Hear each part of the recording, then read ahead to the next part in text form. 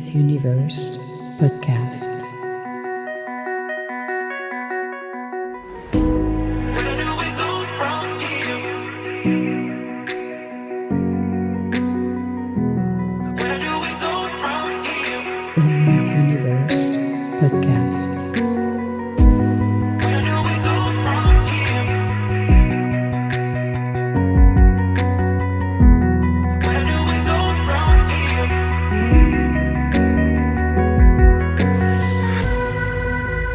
Emma's Universe podcast.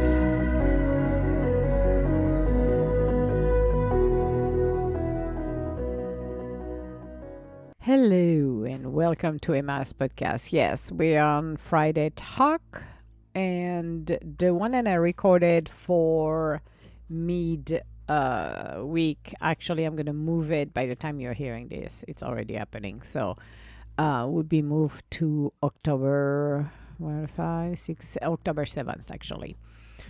Because I had to say a lot of things in regard of FEMA, in regard of help, in regard of budget. Where are we with our budget? I would love an audit on everything and transparency, which we'll never have, in regards of where the money went. Mismanagement and the level of the government will be a great thing too. And again, I don't do politics, but what really struck a chord for me was the situation for those three states. The money, the federal money that should be available is not available. Other disaster where the money should have been spent 100%, only 4% has been spent. We don't know where the rest goes.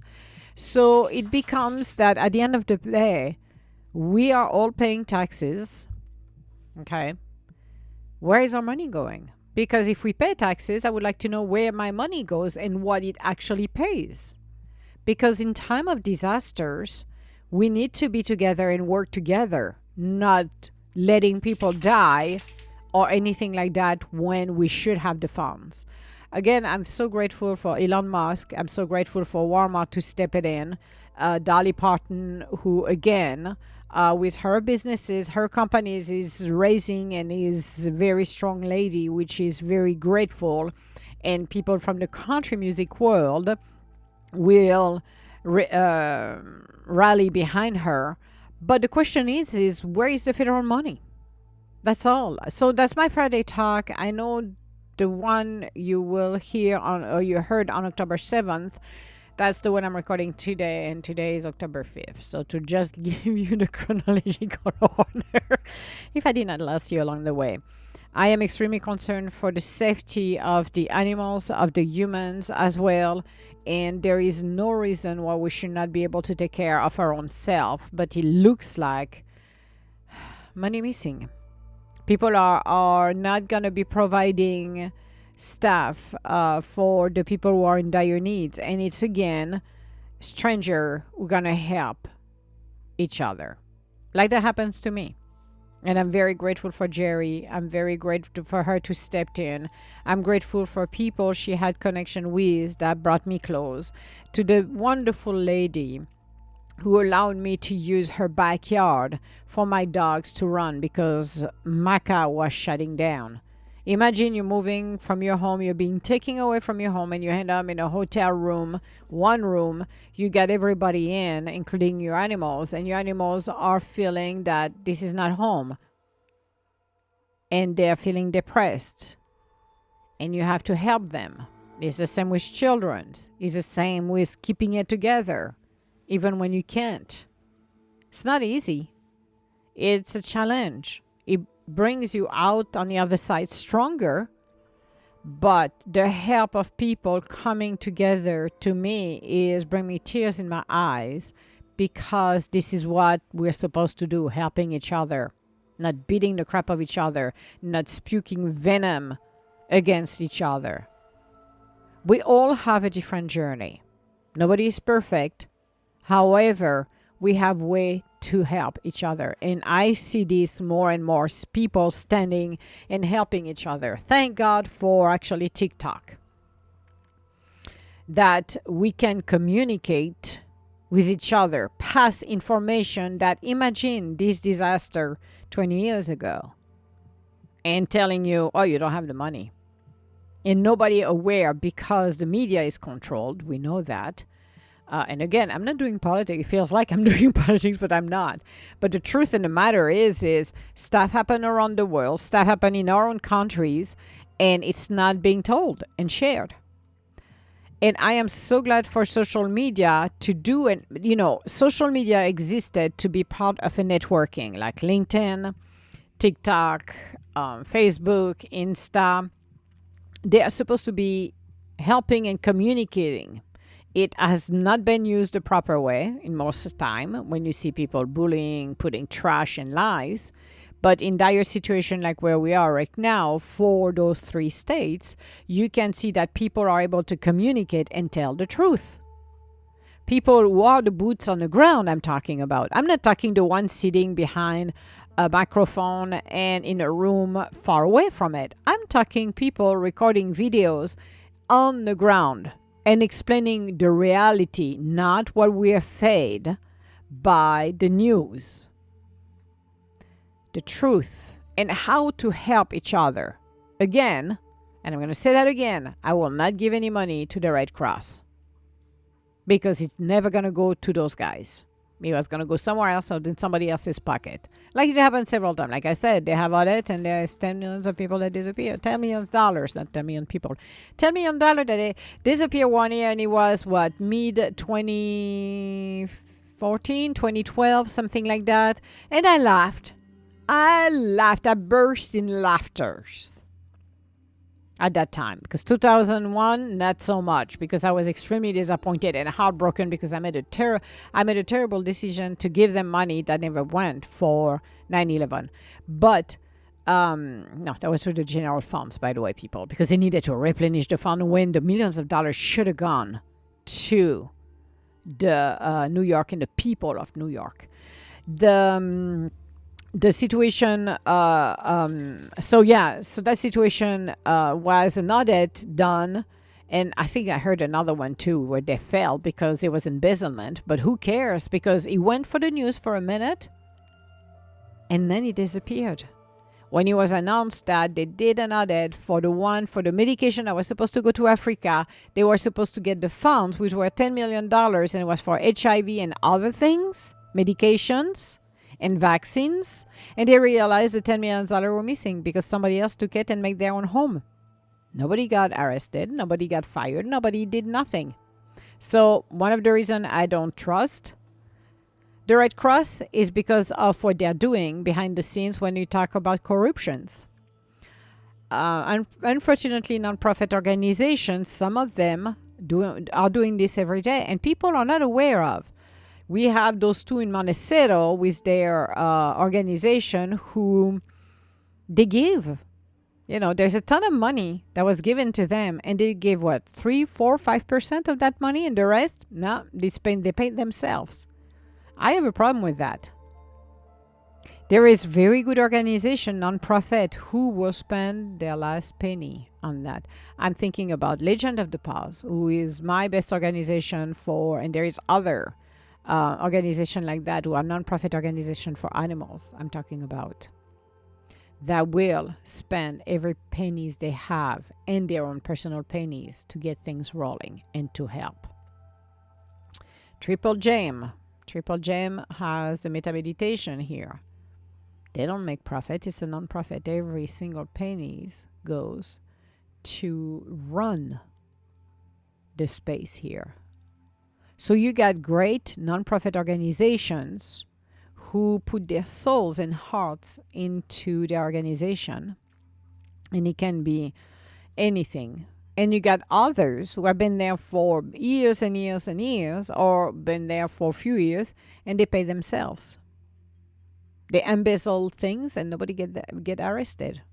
And he will appear once in the news, then he disappeared. So where do you give money? Where do we go with this? Seriously. It's good for Walmart that they did what they had to do, and I'm grateful for those. I love WalTT. WalTT, some people are snubbing Walmart because they're thinking, oh, that's for the poor and the poor. But you know what? Poor or rich, Walmart is a great deal and a great place to spend money in. And I'd rather spend money at Walmart. Seriously. That's why I call it World TT. You're looking at Elon Musk. He's the one who put his satellites at the disposition of those people stranded over there and provided not only that, but people to put back communication. Nobody did. Why not? And he provide cell phone too for people to be able to reach out their loved one and what they need. That's questionable at that level. Why is nobody did that before him? So I'm looking at what's going on here, and I'm like, is everybody open their eyes here and look at the situation very closely? How mismanagement happened at the level of the freaking government? How much corruption can we get in there? Seriously. How could we take money that even the hurricane season is not even done and have the audacity to spend it somewhere else for what, a year? That's scary. And tell those poor people who have lost everything, who are displaced, who have nowhere to go, well, here's $750. And by the way, that's a loan, so you owe us back at the end of the day. Well, they gave money freely to wherever they put it in. That's a problem. So I am appalled by it because it's like, okay, so who do we trust to give the money to help those guys? And how can we do that safely to make sure it doesn't go into somebody else's pocket? I'm not trusting those big nonprofit organizations. Neither I'm going to trust one who just pop up out of the blue either, because you got scammers, you got loitering, you got a lot of things that add to the problem as well. So what do we do? I appreciated the farmers who brought hay and I would say boat and boatload, but truck and truckloads of hay for the animals. I have seen, and I'm seeing it, and God bless their heart, people who have their dog who rescue and search people. Nobody is giving up. FEMA, the government did, but nobody else did. And this is, to me, food for the thoughts for Friday. So what do we do? Because again, I refuse to give to big non-profit organization after the fiasco and you're hoping the money will go and it never goes. It's disturbing to me. We're living in a world where I am so glad social media is here to show us. Like I said, there is garbage in social media like everywhere else. But for what came across my feed, or what they call it, the For You page, I am glad that people of any age are taking social media, telling us what they need, or people who want to help and ask to have food, water delivered so they can upload their trucks, their trailers, and bring it to those guys because FEMA has failed. Because they need to eat those people. We should not have them starving to death. So are the animals. And as I explained, and you will listen on the 5th of October, if you did not go back to the 5th of October, there's a lot that is being impacted. It's a traumatic situation to lose everything and to restart from scratch. And understanding that you have to go through the process of the loss because you're doing your own funerals. You are taking the life you lived before when you lose everything. And when I say everything, it's you got nothing left except the clothes, the shoes you've got and you're left with. Some people will have their house back because they have not been destroyed, but the infrastructure, let's talk about the infrastructure. Who's going to rebuild this? How long is it going to take for them to do that? And with what money? If the federal government doesn't have the money, who's going to pay the bills? Again, is the county, is the city, is the state have the money? See, that's the problem, what I'm looking at. It's like, are we going to declare bankruptcy or are we going to print more bills? Or what are we going to do to help? If they're going to do a special loans where they're going to ask people to pitch in, what is going to be the deal? Do you want to raise high the taxes on people who lost everything? Because that will be an appalling thing to do. Don't you think that even that this is the most interesting part of it too? Because I lost my house to a fire. I can guarantee they still make you pay freaking taxes. Doesn't matter if a house burned down or not, they still make you pay freaking taxes. So imagine those guys who have lost everything. They're going to still pay freaking taxes. There will be no break, meaning, oh, we give you zero bill to pay. Nope, you will pay. You will pay. You have to, because I learned this, I had a deadline of November of last year to file, and I had no freaking clue. To be honest with you, when things went upside down, why would I freaking know? Then I have to do some paperwork for appeal, blah, blah, blah. And I thought they would have whipped out the upcoming taxes that I'm paying this year because, yeah, you would assume. No, I had to pay them. They made a little, and I made a comment, and the person responded to me, oh, we give you a little rebate. I said, what rebate is that? $200 less? $300? You're not whipping out those because my house doesn't exist. It's a crater. So imagine those guys. They're going to still have to pay their freaking stuff. There is so much thing.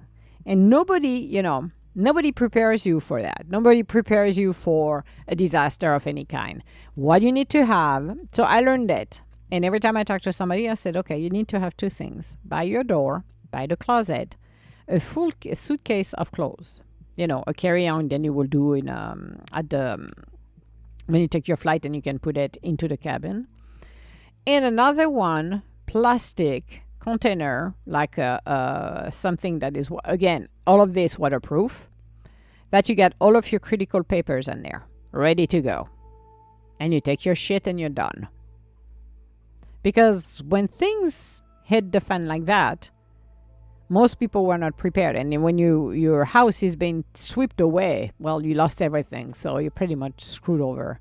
So you have to redo everything, which is even worse. For the people who were able to have their house standing, but the only issue they have is the infrastructure, that's a different story.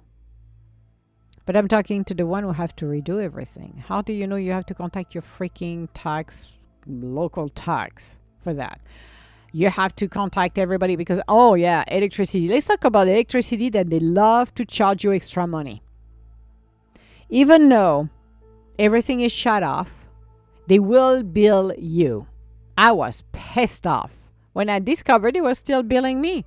Oh yeah. I'm like, really? I got a fire on, were you not aware? I was like, that's funny because the electricity and the gas were shut off at the time of the fire. So why would you not be aware? Oh, we're not aware. I'm like, really? So the right hand doesn't speak with the left hand? I said, why don't you verify that? I don't even think they ever gave me the refund for that either. But they make you pay. So you imagine for a minute you're sitting, you have no way of communicating. Now you have to apply because you've been told to apply for $750. You have to find shelters. You have to find food. You have to find clothing. You have to figure it out, a lot of things. And people are expecting your brain to function. I can tell you per experience, your brain will not function. Mine went one way or the other. I could catch what I could. And I'm like, you know what? I'm going to take one problem at a time, one situation at a time. I cannot take all of it at the same time. Because now I'm getting PTSD. Because I have to be able to really keep everything together, my shit together. And you're not going to keep your shit together. Trust me on that. But you're going to find people along the way that are going to be able to help you. But there's a lot of things, for my taxi was what? When did I do that? So I was past the due date. I did the appeal. It was in January or February. So I was like about 3 months behind or 2 months behind. I didn't give a shit. I'm like, I'm going to do this. They did it. They passed it as a priority. They whatever did, and I was just fine. But it's like, when somebody said, well, you need to do this, you need to, and it's like, F off. Okay? Let me wrap around. Then I lost everything. Then we can deal. But most of the time, it's not the case. So understand those individuals, they lost everything. They have to rebuild their life from scratch. Some, our journey, everybody's journey is different. And sometimes the universe do things that, one individual will be impacted, and then you will have hundreds and hundreds of people impacted at the same time. But we all have to go through a journey. But understand as well that it's not going to be rebuilt in 15 minutes, because now you're going to have to deal with county, state, city. Okay? Everybody's going to go slow like a freaking snail, so the infrastructure is not going to be rebuilt within a year. I can guarantee that. Not happening. Not happening at all. So that's the frustrating part of it for people. It's even me. After a year, I don't have a home. My home is not built. Nope. We still have no home. It's awesome, isn't it? But again, you see other people, and you saw what happened in Louisiana, New Orleans, with that water surge. You see all of it. But it will be in the news for 5 minutes because that's the biggest things, and everybody's excited because that's the biggest things. But there should be follow-up. It's month 1 right now. We're in October. Month 2 is coming right back. What's going to happen in December? Who's going to remember them in December if we don't continue to do something and help them? Because this time around, those individuals are in dire situation because there is no funding, and they need the people. They need us. Nobody else is than us. The government is failing, and that's the saddest part in my book. The government should not fail to support the people in a time of hurricanes. The money should have never been taken away again. But that reminds me, when I was grew up in Europe, quite often the Social Security was like a black hole. Every government used the money from Social Security to cover other budgets from other people. And it started to shrink everybody else's Social Security to the point that to a certain date, there will be no more Social Security. Even though we are paying for it and it's supposed to be for our retirement, no, we're not going to get it. When I came here, I'm like, well, I thought that was only in Europe. I said, everybody do the same BS everywhere. They do the same thing. The Social Security is like a black hole. Everybody go there thinking it's Christmas and takes the money away.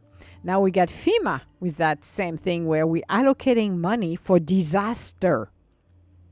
And those disasters, we see them coming because we have radar. We have people that works and give us the weather left and right or incorrectly some of the time.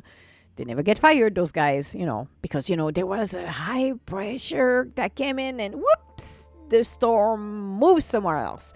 The warning were there. What do we do with our infrastructure? And I wrote actually blogs about infrastructures, about the lack of cities and community to update their infrastructure because they don't make any revenue on it. It's a pit hole. It's a black hole like companies.